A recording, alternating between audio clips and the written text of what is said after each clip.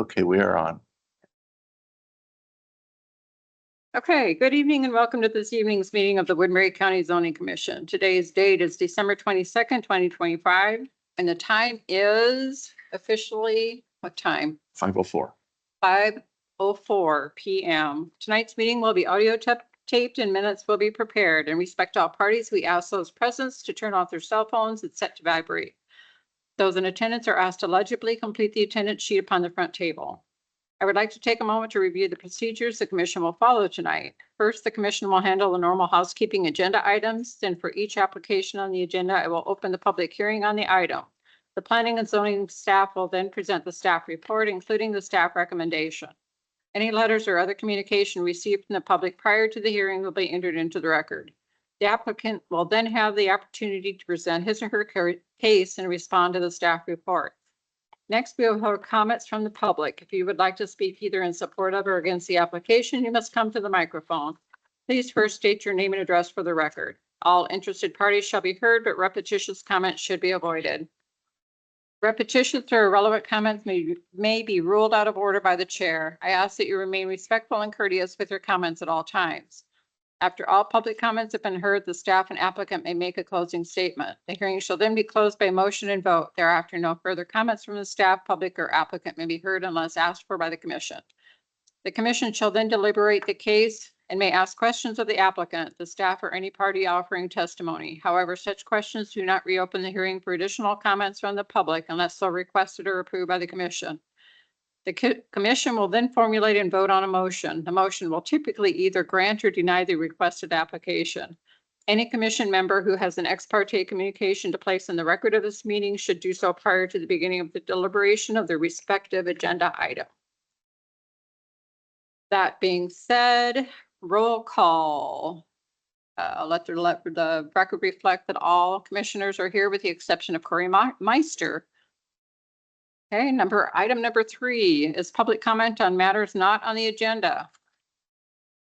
Seeing or hearing none. So we're going to move on to the next item of the agenda, which is item number 4, approval of minutes from previous meeting. Do we have any corrections, additions, deletions? And if not, I'd entertain a motion. I make a motion to approve the minutes from last month's meeting. Okay, I'll second. we have a motion and a second. All in favor, say aye. Aye. All opposed, same sign. Okay, next item on the agenda, which is item number 5, is a public hearing consideration of a proposed Wingert and Clark addition minor subdivision, 1-lot application on parcel number 84607400004 from Taylor Wingert, the Wingert Family Trust. Dan, do you want to read that information into the record, please?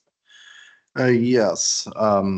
Taylor Clark has submitted this application for the Wingert Family Trust for a 1-lot minor subdivision named Wingert and Clark Addition. It seeks to divide 5 acres from the referenced parcel in the southwest quarter of the southeast quarter, section 7, within the Floyd Township. The property is located within the Agricultural Preservation Zoning District. It's not within a floodplain. The property is on the north side of 180th Street and is east Charles Avenue and west of Delaware Avenue, approximately 3 miles east of Sioux City and approximately 2.5 miles southwest of Bronson. The property exceeds the 2 miles from incorporated areas and does not require extraterritorial review. The proposal's been noticed in the legal section of the Sioux City Journal on December 11th. 2025. The neighbors within 1,000 feet have been duly notified about a letter about this evening's zoning commission public hearing. Appropriate stakeholders, including government agencies, utilities, and organizations, have been notified and requested for comment. The county engineer reported that the plat closure appears to be in compliance with Iowa Code 355.8, which governs subdivision plats and closure accuracy. The engineer indicated that the plat does not identify the proposed entrances, access points to the county road system, which ultimately requires the applicant at the time of driveway to work with their respective office on achieving that goal. The property owner should coordinate with them, of course, and based on the information received and the requirements set forth, the ordinance can meet the criteria. I do want to point out that we had a kickback and letter on the abstract listing from, it was Navigator Heartland within the area, Delaware Limited Company. We got one of these kickbacks in the mail, where you get the yellow tag where it basically did not go through. That does not upset any action. We just put it on record that, we got the kickback as the address matched with the abstractor listing and everything. With that said, we had a few comments other than the typical from Mid-American, NIPCO, and of course, the tax situation that was reported. We were informed that would be paid now at this point. Ultimately, it has to be paid by the time the recording of the final plat. And again, in regards to the county engineer's memo, I know the county engineer's kind of taking a different approach than the predecessor, Mr. Nara, had in terms of kind of coming back for the driveway situation. But as a whole, the lot conforms with the acreage requirement, the frontage requirement, and the ultimate design. So this has to be known that when they ultimately get the driveway sorted out, that Laura Severs in the engineer's office is who they want to work through that with. But with that said, that's all I have. Do we have someone here to represent this application? Yeah, do you have anything you want to add? You want to come up and talk to the microphone? Pretty cut and dried. Pretty good. Uh, Just for our future. Okay. Commissioners, you got questions, comments? We may ask you to come up to the microphone anyway if we have questions. Actually, I just had out of curiosity, first off, the easement for the pipeline, nowhere near this area. Yeah, would you please? Thank you. We talked to Larry, so he's the current owner, and the company never exercised their right, and that deadline has since passed. So there's nothing they can do. So nothing relevant there. No, no, And it's then over. the other thing, just out of the curiosity, as far as the right of way, is there a reason why it's 60 feet, goes to 60 feet? That's recorded right away. The county's got, has previously acquired right away. I believe there's probably a box culvert in that Okay. vicinity just to Okay. the east of it. So they acquired additional right away for that project. No bearing, I just like. No, I no, was curious. that's existing right Yep. away. Okay, thank you. Any other questions or comments, commissioners? Okay, I'm seeing and hearing none, so I would entertain a motion to go out of the public hearing. So moved. Can I get a second, please? I'll second. All in favor, say aye. Aye. We are now out of the public hearing. If we have no other comments or questions, I'd entertain another motion. I'd make a motion to the Board of Supervisors to approve the proposed Wingert and Clark addition one lot minor subdivision as presented. I'll second. We've got a motion and a second. Do we need to make mention of secondary roads in the driveway? We can, as staff, instruct the applicant to go Okay. through that. Don't And need it. that would be even when they go to the building permit requirement, we Okay. would instruct them to have that sorted out. Okay, So, wanted to make sure we're covering all the bases here. Okay, so we have a motion and a second. Any further comments or questions? Seeing and hearing none, all in favor say aye. Aye. All opposed, same sign. There you go. and just for the record, we'll be contacting you about the next step. It would have to go for the Board of Supervisors next. It probably in January at some date. We've kind of got to get that finalized with the schedule and everything. So based on what we learned tonight, we'll share a phone call and I'll let you know the logistics with the supervisors. Thank you. Okay, we have another item on item number 5, business action item, public hearing consideration of proposed Snyder's Bend addition, minor subdivision, 4 lots, application on parcel number 8747324000009 from Robert B. Ackerts. Is that right? Ackerts Jern? Is that right? Anchors. Sure. Yes? Interest. Okay. Okay, Anchors, okay. Thank you. Dan, do you want to read that information into the record? Okay. Robert B. Ankerstein has submitted an application for a minor subdivision and an application for the concurrent rezone from agricultural preservation zoning district to the agricultural estates zoning district. The proposed subdivision named Schneider's Bend Addition is for a 7.99 acre portion of the property located in tax lot B of Auditor's Plat of part of section 32 and 3 in Township 87 North, Range 47 West, and part of sections 4 and 5 in Township 86 47 West, in the southeast quarter of section 32, Township 87 47 west of the 5th, Woodbury County, Iowa. The property is known as GIS parcel number 8747-324-00009.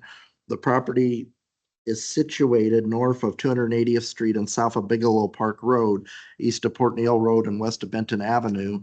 Additionally, the applicant has applied for the said rezone for this property from AP to AE for the purpose of establishing the multi-lot situation as is highly recommended by the zoning ordinance. It's to accommodate the future development of these 4 lots under section 3.01.1B of the ordinance. These proposals have been noticed in the Woodbury County's legal section. The neighbors within 1,000 feet have been notified about tonight's meeting and requested to comment. We have not had a whole lot of feedback on this respective property. The property is located in the AP as referenced, not located in the floodplain. The Woodbury County engineer completed the review of the subdivision plat and found the plat closure to be in compliance with Iowa Code 355.8, which governs subdivision plats and closure accuracy. The engineer indicated, as she did in the previous application, that the plat does not identify the driveway entrances. Therefore, they're going to have to get that set up and work directly with the office, likely at building permit time. The engineer stated, just to quote her, a review of site distance and safety conditions during entrance permit process are applicable and may result in landowner requirements for, of course, the site distances and the typical way in which the engineer selects the driveways.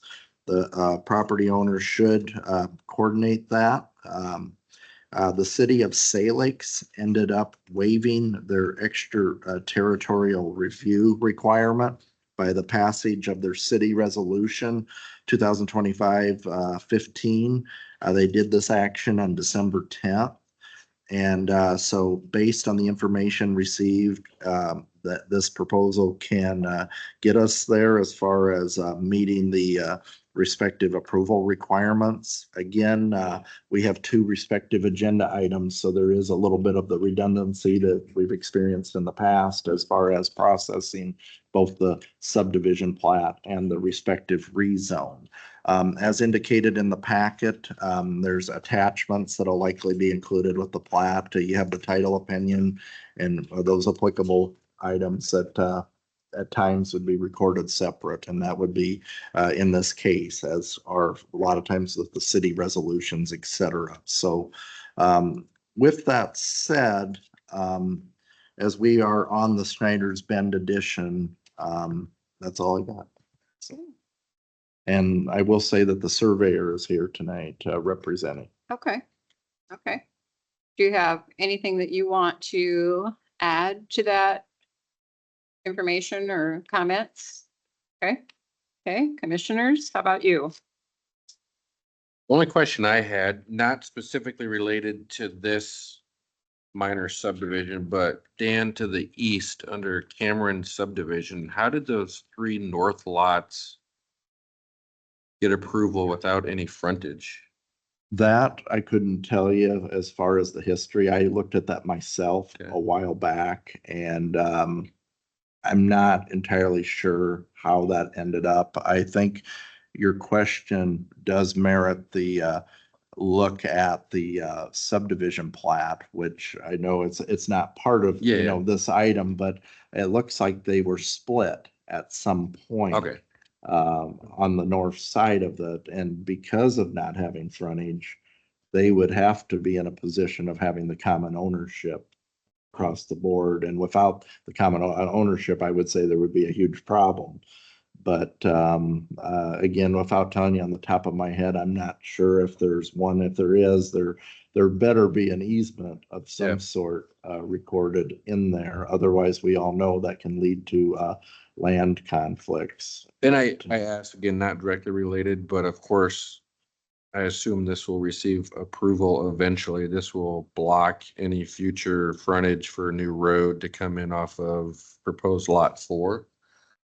Um, So like if there was an opportunity to provide for public access from the south working north to provide access to those 3 lots, lot 4 is basically cutting that off. And again, I know it's not the problem of this mhm. request. It's more just looking at Yeah. the history of those other lots. Yeah, and the property owner, not so much on this issue, but we did discuss in the Okay. initial about rezone, working on this specific area or looking at the entire, because it's tucked in between Bigelow Park Road and the 280th. And so if he was to do any more development, what would have happened is it would have increased the full area of the rezone and set him up for areas up there by Bigelow. Okay. And so I think in this situation, his goal was just those respective lots, but the access does feed in from the north side as well. But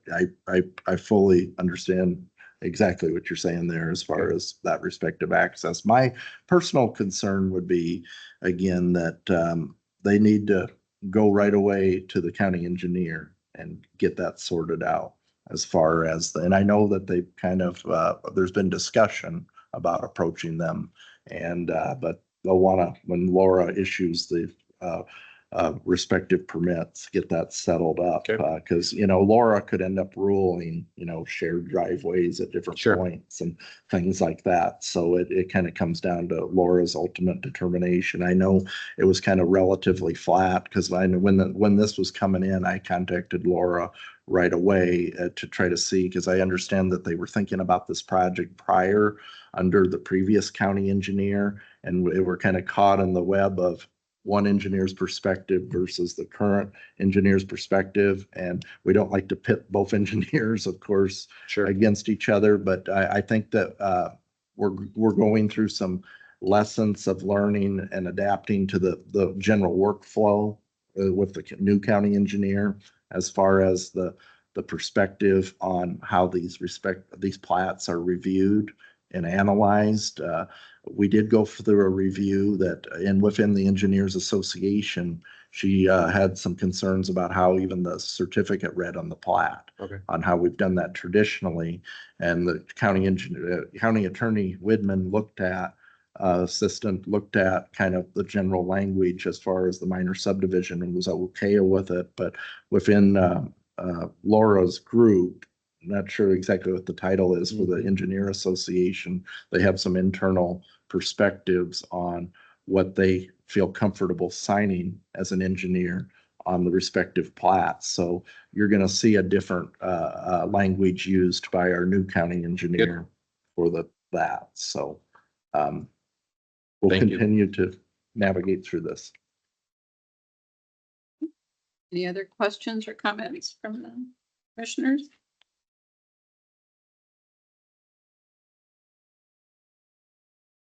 Nope. You shaking heads? See down there still Good. studying? You're good? Okay. Well, I'd entertain a motion to go out of the public hearing.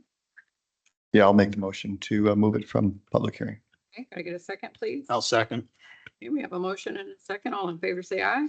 Aye. All opposed, same sign. Okay, we are now out of the public hearing. And if we have no further comments or question, I'd entertain another motion. One question, Dan. Yes.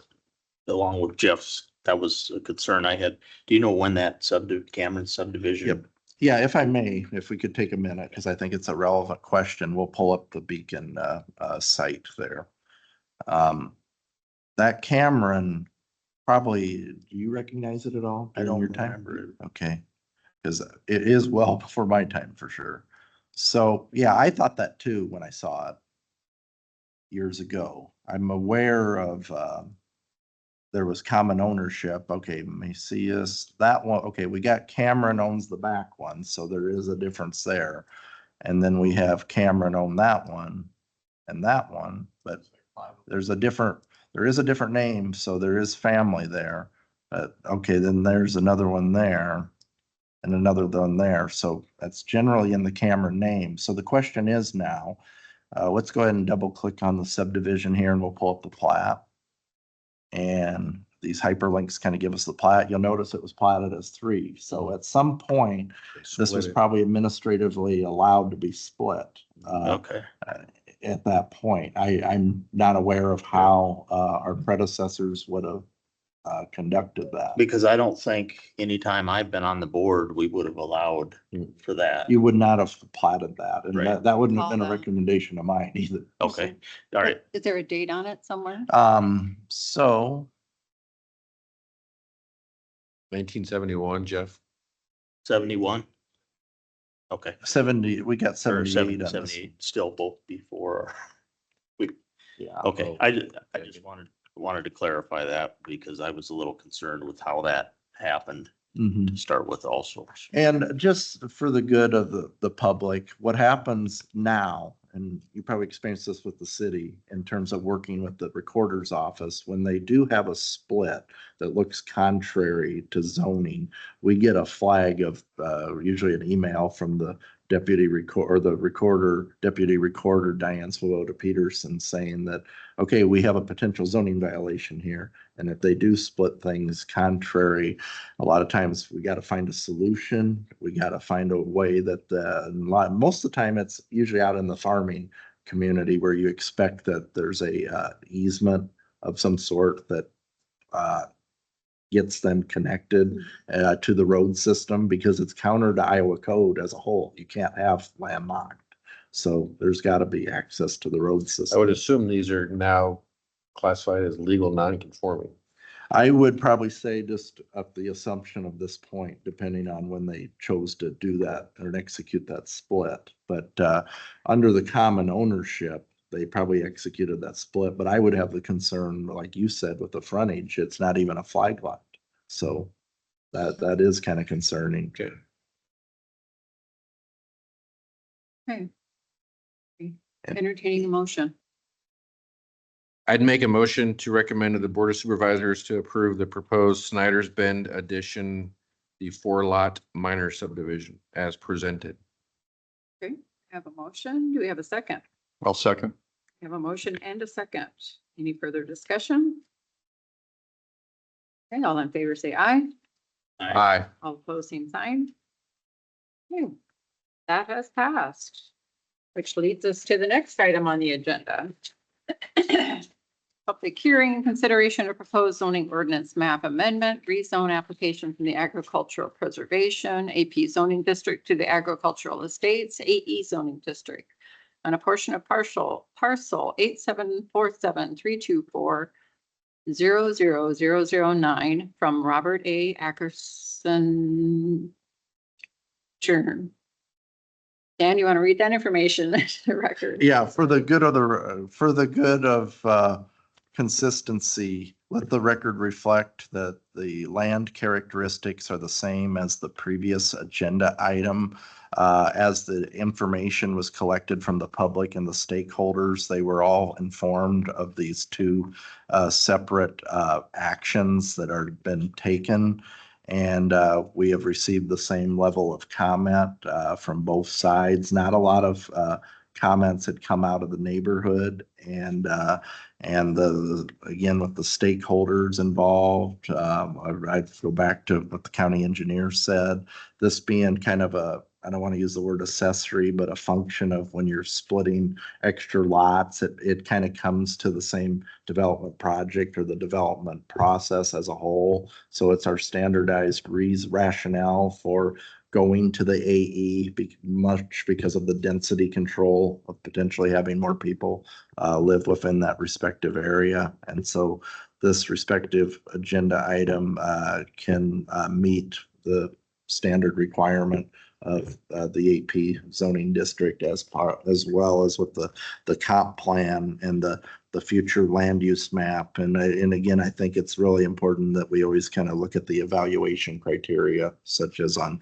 page 53, where we try to show you where that residential living is a big part of the Browns Lake area down within there. It's an area that it's nice to kind of plat some lots that are in compliance. There's definitely some inconsistencies, of course, in the north on how that was originally designed in certain areas. So a good clean platting of this and the understanding for residential living.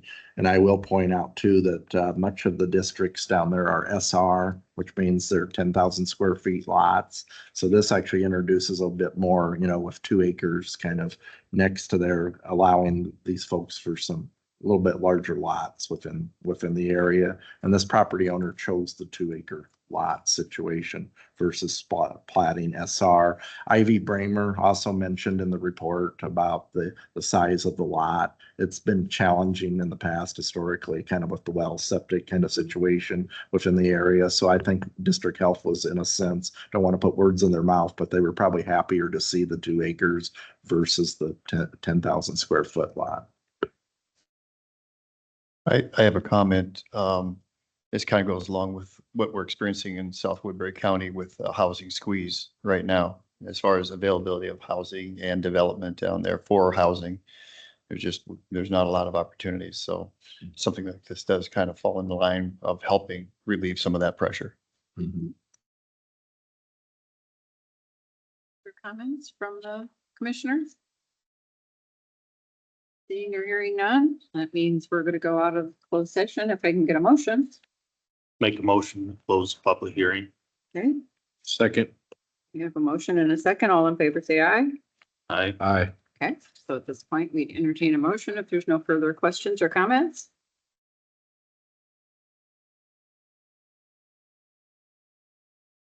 I'll make a motion to approve this and send it to the Board of Supervisors to change the zoning ordinance from agricultural preservation to agricultural estates on the Rob Rakerstein 4 parcel, 2-acre parcels, 4 2-acre parcels, as we discussed. Could I get a second? I'll second. All in favor, say aye. Whoops, sorry, we have no further comments or questions. And hearing none, all in favor, say aye. Aye. Aye. All opposed, same sign. Okay, that takes care of that. And if I may, we'll be talking real soon about what the next steps are through the Board of Supervisors. This will have to go through 3 public hearings, likely at the Board of Supervisors level, until they ultimately approve the subdivision plat. It'll be probably the last 3 weeks of January. So we'll talk more about logistics. Thank you. Okay, thank you. Okay, that means the next item on the agenda, which item number 6, public comment on matters not on the agenda. We have no one in the crowd and no one on the phone, so I'm thinking we can pass on that one. How about staff report? Yeah. One thing I want to point out is tomorrow night is the 3rd reading at the Board of Supervisors of the items that you had last month with the 252nd overlook minor subdivision and the rezone from AP to AE. The Board of Supervisors have had some interesting meetings so far as several of the folks that relayed information to you at the commission also have attended the Board of Supervisors, and the readings have successfully passed up to the point of getting to tomorrow. But the supervisors have to look real carefully, as you did, at the whole scenario of gleaning as much information out of the applicant as far as how they kind of intend to use the land. There's been kind of discussions about how the lots are intended to be used. They did extend the offer that you had in your recommendation as far as putting a limitation on the number of houses that are being built. There's also the question going on about rezoning or not rezoning or doing the subdivision plat without the rezone. And the issue that has been discussed is, again, the housing density, the concern. I know soil kind of came up too a bit in the meeting as far as the Los Hills, and I think there's some Hamburg soil and within the Los Hills. So, and Ida silt is in there. But the supervisors asked some really good questions, and the public kind of brought up some good points just about concerns about the respective location. I think the area in general gets a lot more scrutiny naturally, which it should, as far as the Los Hills region. So the question is, that sits across 3/4 quarters, and the way they uniquely kind of slice that 36.5 acre parcel kind of cuts into those quarters in certain ways. I think the one that's kind of tucked in the middle, we could count maybe 4 or 5 parcels technically that kind of get into that quarter section. Then the one at the top, you might remember the road was in there. And then that would splice 3 parcels south of the road. Then you have the big parcel there.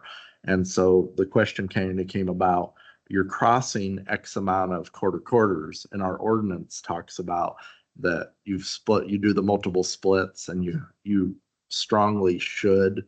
And the reason I say should, if you read the ordinance 3.011 like we had tonight, we've had a tradition of running the rezone next to the subdivision plat by virtue of cutting in the multiple lots.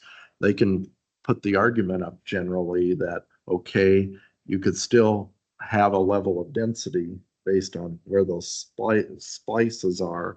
It was kind of touched on within that meeting, our meeting last month, and the board's meeting too, about the level of control on density. So I think they're kind of examining both processes right now. We could come up with a scenario, and I can't, speak for how the supervisors intend, but I know the applicants kind of looked at it multiple ways on why do we have to rezone? Well, it's typically the tradition with the multiple lots, but we've also had a history before where there's been farm ground that has been split up, and the farmer had the reason to split it, that we haven't required the rezone. But when you run into a scenario where you decide not to do the rezone, but you allow the split, and it's maybe not an ag situation, that still triggers a point that if somebody comes and asks for a building permit, where we get to a point, okay, there's 2 houses out there, you have to come back and rezone it. So I think the ordinance was packaged the way to be proactive to do that up front. And what I laid out for the applicant initially was, you pay for a minor subdivision, you pay for a rezone. The requirement is you notify neighbors within 1,000 feet for the rezone. You notify neighbors within 1,000 feet for the minor subdivision. You have to go pay for a certified abstractor listing from the abstract company. You may as well do the 2 for 1. And that's what we always tend to do there at that time. So running those processes together are very much natural. But analyzing the idea that, okay, you leave it in AP and you add X amount of houses, maybe the houses come, maybe they don't come, then that's also maybe kicking the can down the road. Okay, maybe if you don't do a rezone now, maybe you might have to come back depending on the situation, and do you do it by lot? And so we heard different things in the meeting as far as, are you going to build houses? Well, maybe at some time, or not right away, or maybe we'll combine the lots at different times. And I think so the supervisors are in a situation where they've got to evaluate, as you did, kind of what the ultimate development circumstance is for those respective lots. And I think we gleaned enough out of that meeting about where the applicant had mentioned that one of the goals was to get the house separate from the rest of the subdivision. where they want the 4 lots meant more to the applicant in that scenario. And so I know Supervisor Nelson posed them the question, then if you don't want that one, why don't you create a lot 1 and a lot 2 then, and kind of maybe do a flag arrangement or something that would get frontage out to both of those. And they generally chose to do the multi-lot scenario, but I think that it's been quite fluid in a sense of what is the ultimate intention? And that's what the supervisors have, they're going through, and we hope to learn more about it tomorrow night as well. So that's kind of the basic scenario. So the supervisors could, look at it. Do we do the rezone? Do not do the rezone? So you could end up with a situation where the plat could get approved and maybe the rezone don't get approved. And so there's definitely a lot of considerations as well that you all looked at too last month. So that's kind of the breakdown of the last 2 weeks. Summary. Thank you. Any questions for Dan or anything else? Yeah, I do have one more. Of course, this is our last meeting of 2025, and everybody knows the rotation as far as there's always one seat up. And this year, of course, we followed our normal protocol of having the positions open pretty much since the beginning of October, and having notices out about the available positions. And we ended up with one applicant for each board. And so our applicants will be on the board agenda here pretty soon, probably the first meeting of the year. So we may know one of the applicants for our, Chris will likely be on the agenda, and then Pam Clark for the Board of Adjustments. So Chris for the commission, and that would put the term 2026 through 2030. More gray hair. Oh, my goodness. It's hard to even think that far ahead. Don't do that. And I will say the likelihood of us having a meeting in January is very high. Very high So, yes, so activity. Yeah. All right. that's all. That's all you have. All right. If I ever think of something, I'll email everybody. Okay. Thank you, Dan. Okay. How about commissioner comments or inquiries? Do you have anything? Nope. Everybody's shaking their head no. All right. Well, then I think we're ready to adjourn. If we can make a motion to adjourn. I'll make a motion to adjourn. Okay. We've got a motion. How about a second? Second. Second. All in favor, say aye. Aye. Going, gone. We are done. Thank you very much.